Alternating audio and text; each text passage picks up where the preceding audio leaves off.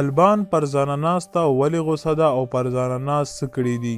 که غواړئ چې تاسو هم خبر شئ نو دا ویډیو راسره تر اخره پورې وګورئ او که زموږ چینل باندې نوي یئ زموږ چینل هم سبسکرایب کړئ. افغانستان مشهوره سنګره فرزانه ناز خو ټول پیژني چې مخکې به ډیره زیاته عزت کې راتله، خو وروسته بیا ډیره زیاته فحاشي شروع کړه او ټول خلک ورته حیران شو. ملګرو هغه دلته صحیح وه، مطلب کله چې خپل کور کې وه یا خپل کلي کې وه یا خپل ښار کې وه نو هغه صحیح وه، خو چې کله هغه انډیا ته لاړه نو هغه ډیره زیاته بدله شوه.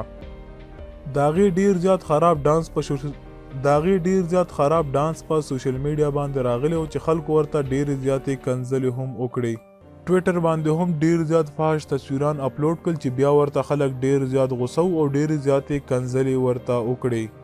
دوستانو هغه اوس د افغانستان نه تښتېدلي ده، خو طالبانو دا وویل که هغه واپس افغانستان ته راله نو موږ به یې مړه کړو ځکه چې هغې د پښتنو نومونه وشرمول. د طالبانو مشر دا وویل چې کوم خلک هم د افغانانو نوم شرموي هغې له به موږ سخته نه سخته سزا ورکوو.